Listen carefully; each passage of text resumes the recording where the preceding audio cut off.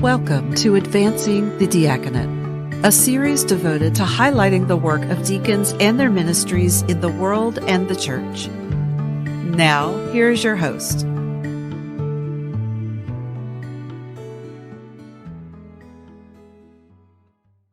And hello again, everyone. I'm John Ray. I'm a deacon in the Diocese of Atlanta, and I'm here on behalf of Advancing the Diaconate, which is a joint effort of the Association of Episcopal Deacons and the Fund for the Diaconate. And I am truly delighted to welcome Deacon Senitila McKinley. She is in the Diocese of Oregon. Senitila, welcome. Thank you. I feel privileged to be able to do this. Well, I'm honored, and our listeners are going to be honored too, I think, after they hear your story. You've got one tremendous story that I think is going to bless everyone that listens. But you have been very active in a number of different ministries, including literacy, children who are homeless and are on the margins. Give everyone just a brief introduction to you, and then I want to go back before that, and let's talk about your call. Okay. So it's work to be able to take care of myself. I was hired by the school district to work as a special education assistant. It was a big sense of them to take me in because I was struggling with English, but they did, and from there I was advancing into be a family advocate and became a advocate for the homeless, the right of children to be educated in public school. So it went from there. My work with the literacy started when I went to learn English. And through that, I wrote a little book, and the little book was published by Oregon State Library, and they funded that. And then from there, I was called to go to Washington, D.C. and give a talk with Barbara Bush. And after that, I was invited to all kinds of conferences to be a keynote speaker and advocate for the education reform. So that, and then the whole part moved there while I was figuring out what my calling was after I find it. And then I come home and keep going to travel, all of that. But I came home and none of the funds that I was advocating for really reach our community. And the need that I saw was totally different from the need that I see and experience in Warport. So it was so I decided the only way to do this work right was to have a literacy center. So we did that, and it's still going. Yeah, that's terrific. So let's back up and talk about, give everyone a little history of who you are, where you came from, and where that call started to show up in your life. So I was born and raised in the little kingdom of Tonga at the South Pacific. I grew up in a Methodist household. My father was a Methodist minister, and he served for 40 years. So I grew up understanding the Christian setting and pray every evening, we sing and all of that. It wasn't until I was 18, I was living with my auntie at the time that I heard her friend, I was serving tea to her and her friend who is a nun from Fiji, Tongan, but she was running an orphanage in Fiji. And I heard them talking while I was serving them the tea and was looking out the window, and I thought, wow, that's what I want to do with my life. I want to be a nun. So I wrote to my father, and I changed from the Methodist to the Anglican Church. And I thought that my father would be angry, but he said, I'm so grateful that you understand what a calling is. Wow, what an answer. Yeah, what's a calling is. So it gave me something to really define what I was thinking on that day. Mm-hmm. So it was a month before I went to the orphanage in Fiji that I met my husband, who is American, and we got married and moved to Walport. So there was no Tongan. My English was very limited. He didn't speak my language, so there was years and days of crying and couldn't figure out why would God bring me from my family to be in this lonesome place. And one of our trip that we took, that we had 2 daughters, took the children home. We went to this little island and to see my family, and my father can sense that I was unhappy and called me aside and said, what's going on? I said, I don't want to go back. I don't understand why God would call me to take me away from all of this, to be so lonely. I can't find my place in the church. I cannot find my place. And just to be a wife and raise 2 little children. That's what I do all day. So he went on to tell me that a prayer that he did when I was born. He said, the day you were born, I was so excited because you were the first one that was born in the church that he first called to after seminary. And he said, I pray to God that may this child be a boat to carry your gospel. Oh, wow. And he encouraged me, he says, Senitila, go back and stay with the church. So we came not fully understanding or agree with what he was encouraged me to do. We arrived, and we woke up in the morning that our beloved priest in Walport had died. And the funeral was that day. I got up and I got dressed and went to the service. And I walked down the aisle, and the place was full of clergies and his family and friends. I walked down the aisle and I feel that everybody was there. She's here. Senitila made it back. That day, as I reflect on that day, that was my ordination day. I sensed that responsibility put upon me to hold this small congregation together. And we did. After Ken Truman after his service, we started, and I became really involved with the church. We had an intern priest that came and stayed for a few months. And before he left, he called me in for a cup of tea, and he said, I cannot leave without telling you that I have a feeling that you have a calling to the ordained ministry. And I look at him and say, how can that be? I can't even speak English that well. I can't even read the gospel. I can pronounce the word in the gospel. And he laughed, and we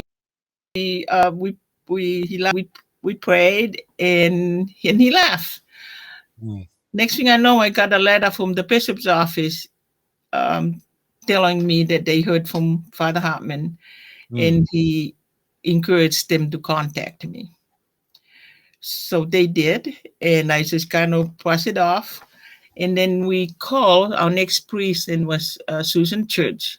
When we called her, and she came, and she was all for it. She was all for getting the process on, get the congregation to support me financially with the tuition for the process for the school. And I did it. I juggled my traveling for literacy and raising the 2 children and my job. Learned to drive over the mountain. It was just amazing, and it was not a thing that I would do by myself. It took the whole community to support me, and the strength that was given from God to to go through the process. So I'll be ordained to the 30 years ago in December. Congratulations. Thank Wow. you. Thank you. That is quite a milestone. So you were already, in terms of your work in the world, you were already active in literacy and with children that were on the margins already. Correct? Yes. Okay. So just beyond that work, what is it that you think others saw in you that they felt so strongly that you should put yourself up for the process of becoming a deacon? What did they see in you, you think?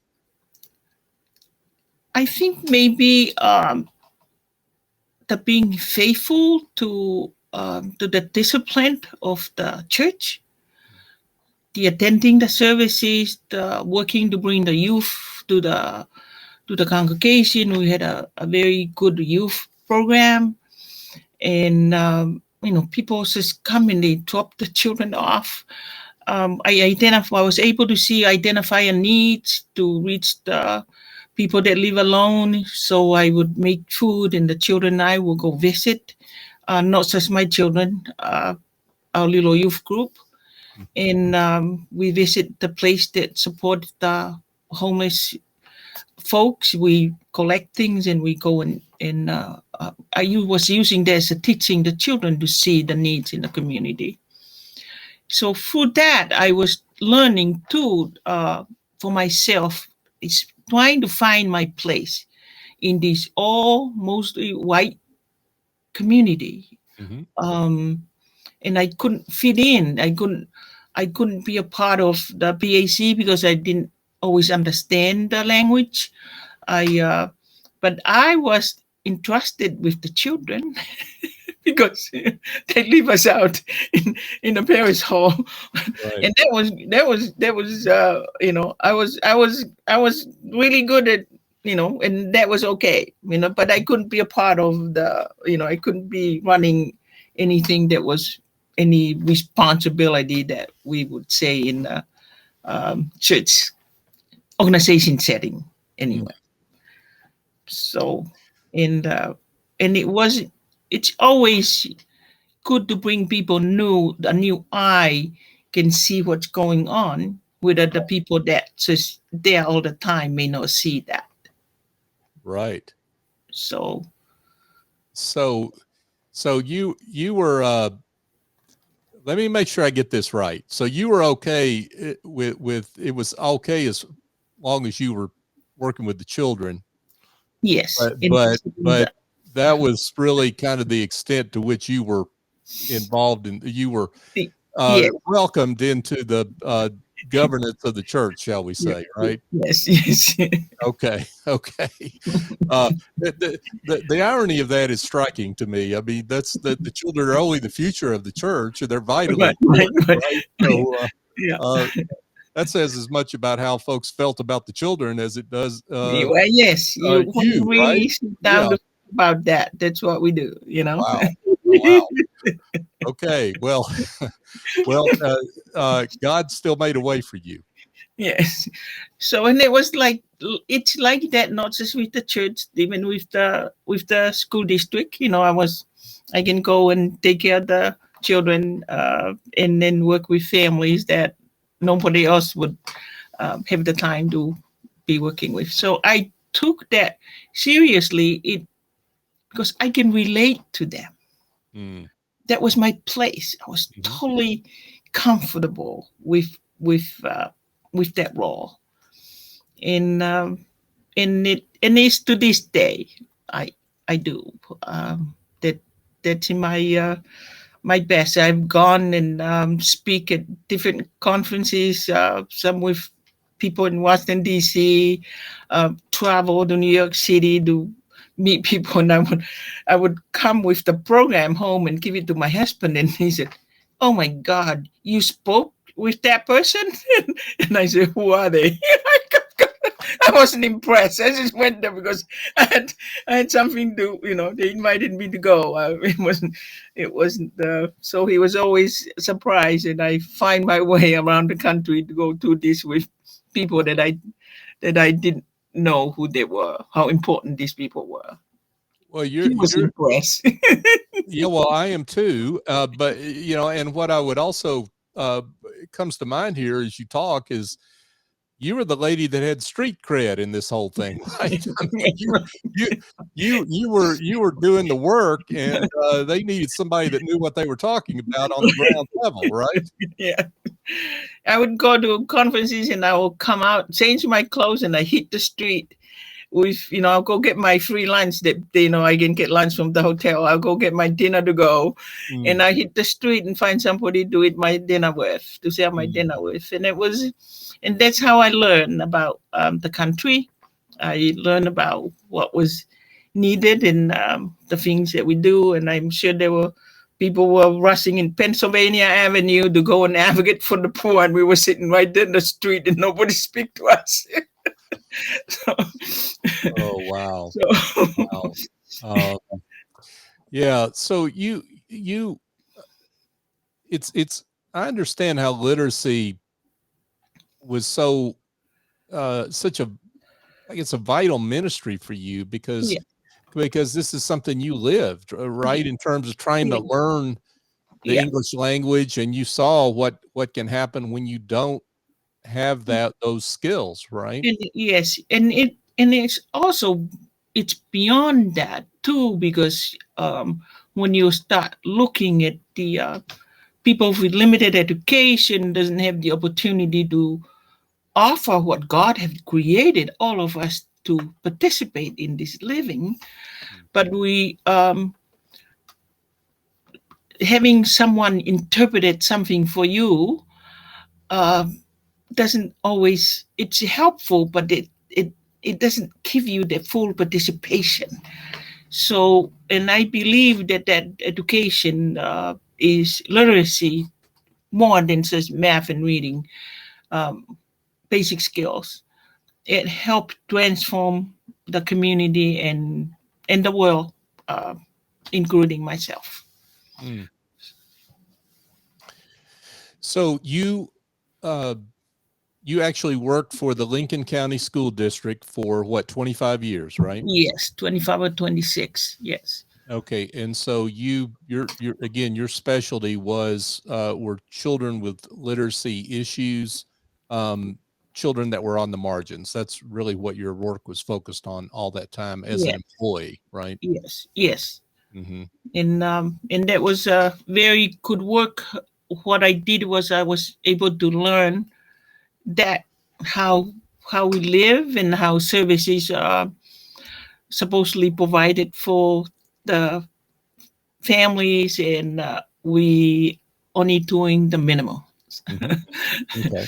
And so I got to go. I knew every corner, every families that were living in the woods. I was able to find them and provide transportation and bring the attention of not only the school district, but also the churches to provide meals. We started preschools, and I'll go and pick the family up and bring them to the different buildings and just have play groups. And those programs is now a very good program in the district that we now have. They have preschools and after school program that was in all the buildings, and it's good to sit back and see how the funds can be used in a way. And I am a believer that when we serve the poorest child, everyone will benefit. And when we pay attention to our brothers and sisters to help them, we all benefit. And when we don't, we all suffer. That sounds like something straight out of the gospel to me. Yes. Right? Yes. Your quote's gospel there, Senitila. Yeah. Well, now, somewhere along the way, you started a literacy center, and Yes. you did this. It's called the Seashore Family Sure. Literacy, right? Yes. And talk about why you started that center. We started some summer program coming out of at St. Luke's at the church at the Bears Hall, and that went really well. Mm-hmm. And then I was going and advocating and speaking at conferences, and I'll get home. They will call me, "Oh, Senitila, thank you for what you did. We raised this much money." And then we passed a bill for adult basic education, and they said they passed the bill. Here's how much money the bill was. And I traced the money where it comes, and it go to Salem, and it go from there to community colleges, which it leave us out. So so it was time for me to do something at home. So we work. I got quite a few teachers and volunteers. They work and set up the nonprofit organization, and all of that we did with all volunteers. And when we were able to get some money, I don't totally believe in fundraising. I feel like when I'm called to ministry to do certain things, I know because that is God had entrusted in me that the work can be done. Mm. And I know that God, I don't just believe it, I know that God will provide what I need. And so far, that's what has been going on with this organization. We get a few grants here and there, but I had to remember the first gospel that was given to read was when Jesus was walking down the place and he called the fishermen to come. Mm-hmm. And that's where Seashore come from. I didn't not many people know it. I like So that. and Jesus did not ask for paperwork for their qualification. So he just know that these people out there throwing their life and get what they will get. My responsibility was to take care of the volunteers. Mm. I do not go recruiting them. They come to our door. And then I go from there because everyone sensed they are looking for a place to be of service. So they come and we provide the tools that for them to be, and you show them appreciation, and you don't use them to do your fundraiser. You use them to meet with the people that have changed my life. Mm. Wow. So let me just get this straight for maybe our listeners have picked up on this, but I want to make sure I've got it straight. You started this and you have maintained this organization over the last, I think over 2 decades. Yeah, almost 50 right? years. Yeah. Yeah, right. And you've done that without church funding. And maybe you've received some. We receive funding from I believe that instead of us fundraising, when people ask for me to come and talk about Seashore, I ask them to come and see what we do. And they come, Mm-hmm. and after they leave, they will send us a check or send people in with some blankets. They'll see what the needs are. Mm. And I believe that is how we engage. That's how we integrate the building up. That we live together, hold each other accountable. We can't just use people good for funding. This is how living our faith. This is how we and I change this every day. There have been mistakes that I make. I know that. And I know that God take that mistake and teach me something through that. And my goal is how to become fully Christ in this world. And it's not easy. And part of that is suffering. But even in the suffering, John, it's beautiful. It's still very beautiful. What often asks, because my husband passed away almost 12 years ago, and you think that people said, how can that be when someone living the life that you feel and it's full and it's good and it's beautiful, and he's been taken away so young? We often ask that ourselves, and I had to say it was our saddest, hardest time, but it was the most beautiful time to living our faith in that time with my children and our family. And we are called to live that. Do we live it fully? Well, I don't know. But I just know at the end of the day, I need nothing more or want anything more. At this time in my age, every breath is a dying breath. How do we live that? To be fully Christ in the suffering and in the most joyous time. To be present for each other. And to live simple. We talk about it, but we don't know. We try to run away from suffering. We run away from poverty. We want reach for the star and forget to encourage ourselves to bend down, to change the bare shoes, to wash the feet of the folks that we're not. It's not a seasonable thing. It's not a church season Lenten thing. It's everyday. It's everyday living. And that's how I feel that the diaconate is needed in the church. We need. I am very clear of my role in the church, and I'm often wonder how that bridge. How am I going to bring that? How am I going to bring that to this four wall of the church?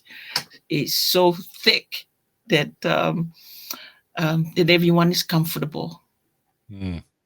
Everyone is very comfortable. So how do we bring the need of the church when our need is to go out? Our need is to go out. We're no different than all this Lenten gospel. We're no different than the call that Jesus encouraged the blind man, says, go tell your story. The lady at the well says, go share your story. That's all I'm asking you. I do the voice of the work. Go be a witness to the love that you have received from me. Yeah. The healing that you have received from me. So for those of us who have been ordained for the church, that's the calling. And for those who are looking to see where is my calling, I recommend the diaconate. And there are those of people that are, the conversation over who get paid and who get too much pay. It has nothing to. God will provide for your care. God will give you the strength. We're called to live this fully life. I'm not a nun to have a comfortable little bed to go sleep in after my work. I had to go deal with a husband who worried about my volunteer work and we couldn't pay our electricity. Children that needed to be in school, they needed shoes, and God provides. Doesn't give you $1 million, but give you the skills to live with the smallest thing, with the little that you have. And that's how God keeps us to continue to be related to our folks who may not have much. Mm. Wow. You're just remarkable. I mean, I could listen to you for quite a while, and you fill up.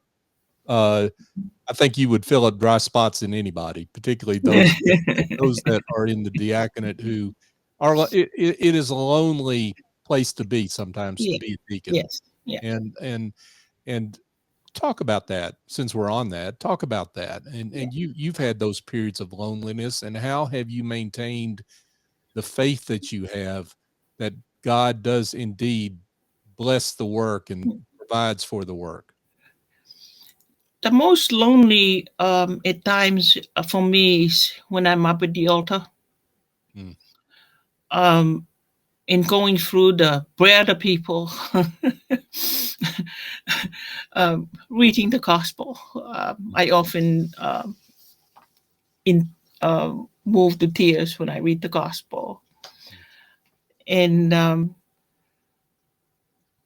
you feel the disconnected of the church members from the world in that hour and a half of worship. That we can just totally be comfortable and think that we are with God. And I'm often coming to the altar with all the needs of the world in my shoulder. And so it always, I'm sitting there and I'm present, but I'm also lonely because you're not in your space. I'm most comfortable when I'm walking the street, when I'm sharing a meal with someone, or hearing a story from a person that would come to tell me, Senitila, you know that $20 you gave me yesterday? This is what I did with it. And you see that God had blessed that. It wasn't that I give him that. To see that God actually blessed what was given to a person that didn't have anything. Or they saw me the healing on their feet after we had spent time washing their feet, putting new socks and new shoes on them. And they'll come back and say, look, my feet heals, I have shoes, I have a job now. It is not because I have given to those things happen, the glory of God. That's what Jesus was talking about. Our woes, God, look for that. There's the glory of God shown through our pain. Do I take credit for that? No. I just want people to believe, to know that. I want people to know that God exists, that I am living a person that has been in redemption, that I've been redeemed, and I know I'm loved. And God take our gift and bless it to heal this world that we know it's broken. And God didn't break it. We need to remember that. God is a healer. And we all need to work to have this conversation about that. It's easy to hear someone preaching, but we need to go out, because that's what's going to change us, is the encounter with the people same people that people encounter in the street. So how, other than the example that you live, which is striking and deep, how do you call people out into the world? What is it about you and your message to them that compels them to do that, to go out? I don't talk too much.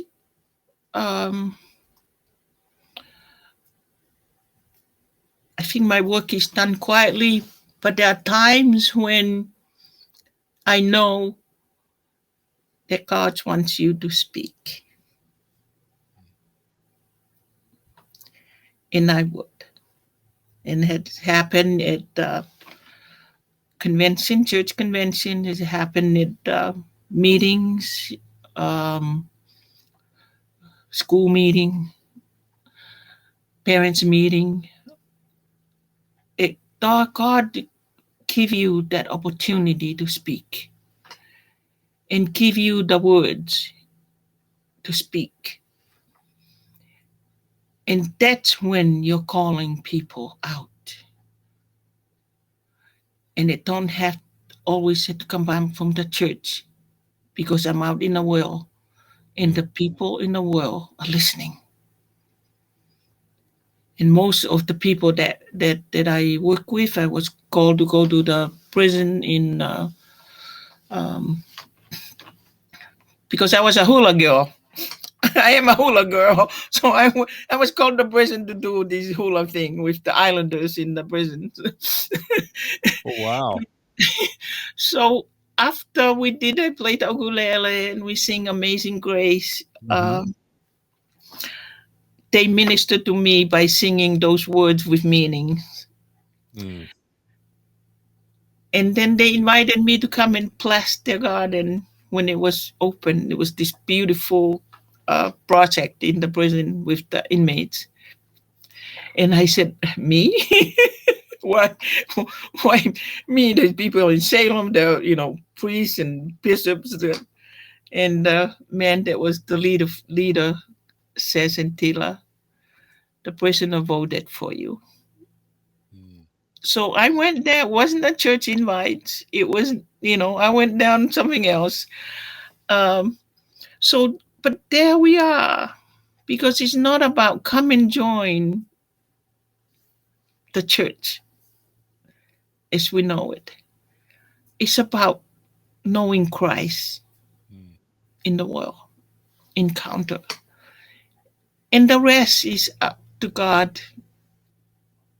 But for us is to know that we are the hand and feet of Jesus in the world. So we have a long ways to go to because we know the more we study, the more we make things so complicated to understand. Mm-hmm. But Jesus' calling is very simple. If you believe me, you follow me. Right. You follow me. Right. And for us, it's the diaconate goal, because we belong to this institution. And it is good to find our roots there. I have tried to kind of run away for a year, and it feels not right to be out like a loose goose out there. I still like going to feel that yearning and hunger for Jesus on a Sunday morning. Mm-hmm. To get up on my altar call and go, and we're living up our baptism. Mm-hmm. So that is very important to me. Senitila, talk about where you have seen, and I think we've already gotten a few answers to this question already, so I will acknowledge that. But still, I want to probe a little deeper on where you have seen, where and how you've seen God show up in your ministry. I've seen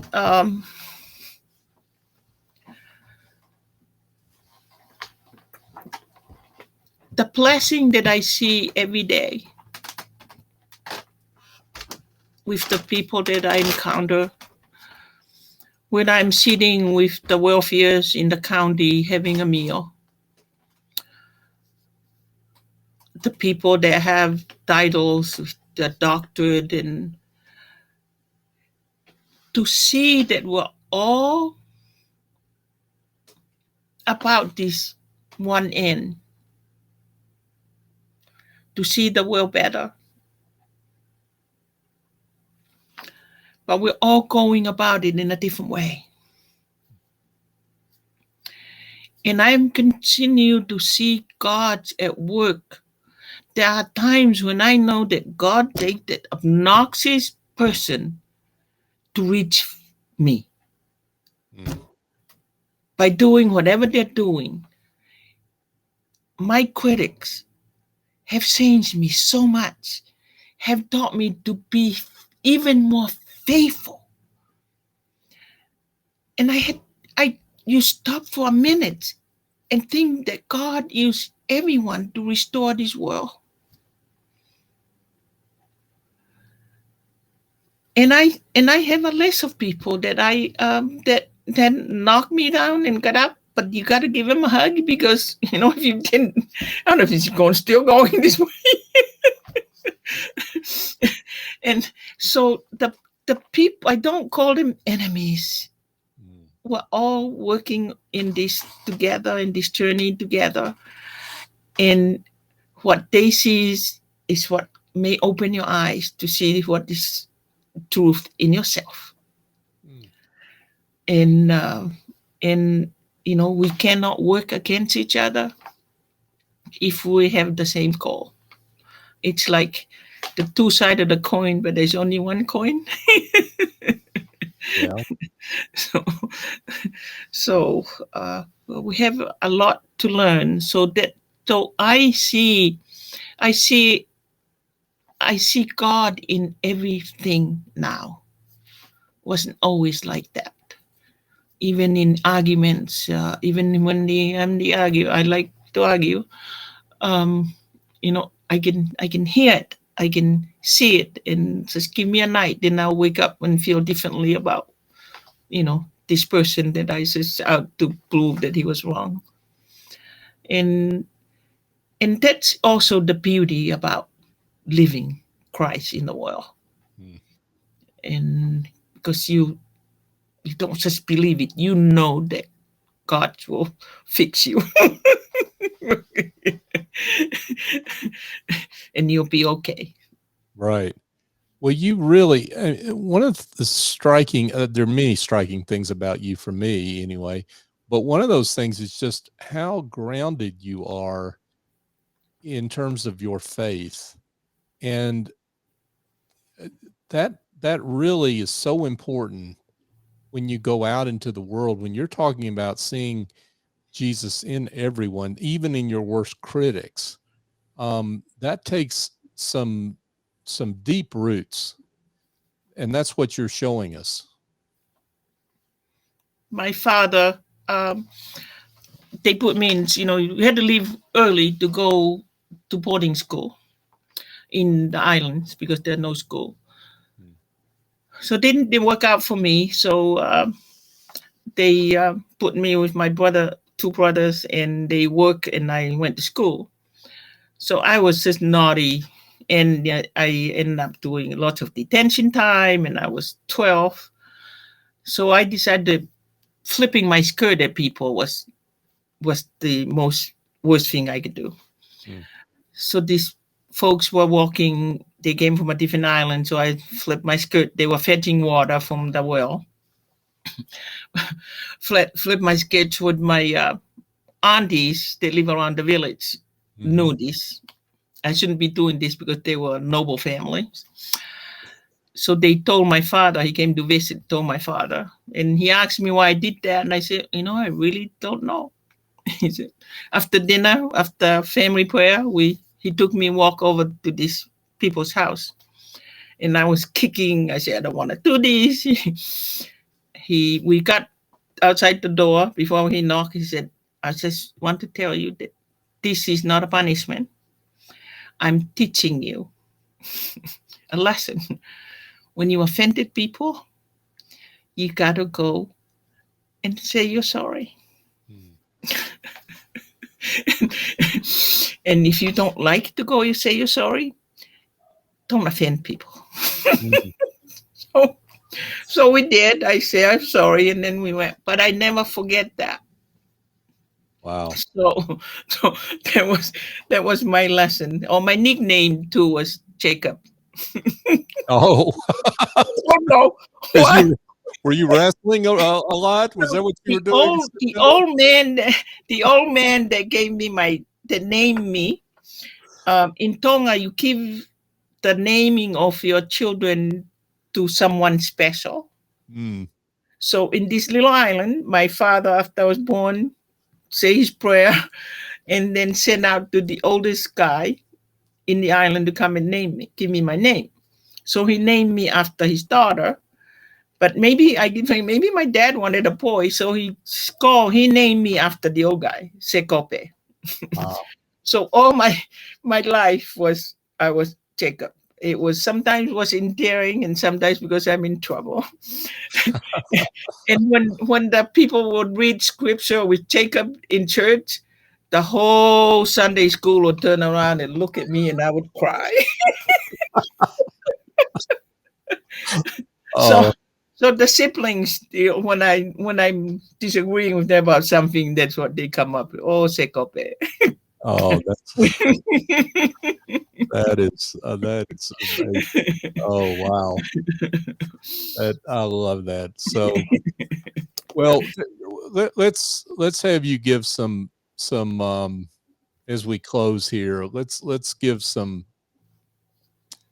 words from those that are early on in their call as a deacon. What advice would you give them? What words of wisdom would you give them? I would like to encourage you in this journey. You're not a deacon yet. You're not a servant yet.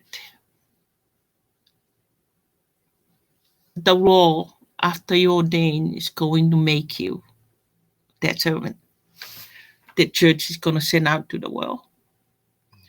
So the preparation and the learning,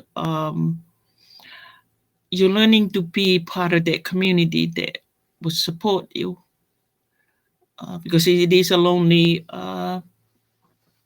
life out there awaited for you. There's you may be hungry if you don't have a job. Know that. Stay engaged with the people that had called you forth. That was one of Jesus' first role, was calling the people that follow him. Stay engaged with them. Study, do the homework, even though you already know. That's just teaching you to be disciplined. All of this is calling us to be disciplined, and it deepens our knowledge in what we're called to do. And it's not easy, but God is with us and will be with us until the end. I encourage those of you who are considering this ministry, if you have an inkling that maybe this is your call, the church needs you. The body of Christ needs you, need all of us. But this calling, you define you and your role in the work that we're doing in the world.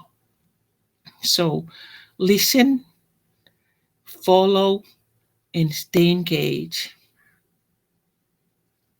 Thank you. Thank you. Wow. Deacon Senitila McKinley, folks, this has just been an amazing time, and I'm just so honored to have been here with you to hear what you had to say. And I know what you've had to say will touch all those that listen to what we've done here today. So thank you so much for your life and your ministry and your faith that you've shared with us. Before we let you go, though, I'd like to since God blesses and God provides, let's give a chance for folks to help make provisions, right? All to, right. to the Seashore Family Literacy Center. Let's shout that out. If you can give folks maybe a place to go where they can find more information and Yes. yeah. It's Seashore Family Literacy in Walport, and I think all the information is in there for people to make contributions. There's a joke that go around when they think they're short of money, and they would come to me and they ask me, and I say, "Well, has anyone checked the mail?"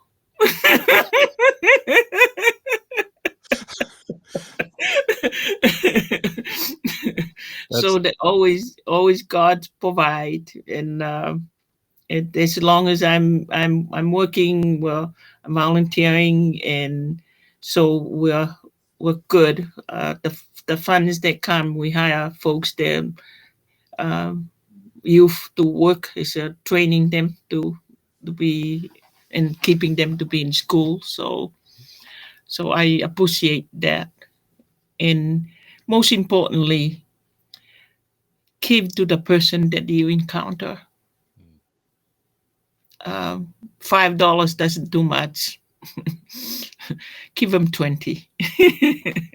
There you go. And you know that gift that God will take and change the life of the people that are out there. Thank you, John. This has been very, very good. Thank you so much, Deacon Senitila McKinley. I thank you, and thank you so much for your life and your example. We're grateful for you. Okay, come to Oregon sometimes. You've got that. I promise you, I'm coming to see you. All right. But I just want to remind our listeners as we close here that this series, Advancing the Diaconate, is a joint endeavor of the Association for Episcopal Deacons and the Fund for the Diaconate.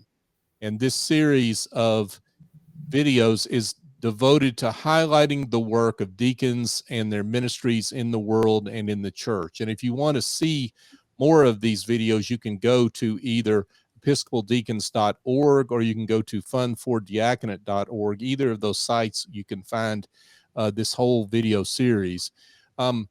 This series is also part of a fundraising campaign to support deacons in their work. And if you'd like to learn more on how to support deacons and those that they serve, go to episcopaldeacons.org or email campaign@episcopaldeacons.org or treasurer@fundfordiaconate.org. And for the Advancing the Diaconate, I'm Deacon John Ray. Thank you again for joining us. Thank you for joining us on Advancing the Diaconate. This series is a joint production of the Association for Episcopal Deacons and the Fund for the Diaconate, who support deacons and their ministries today and tomorrow.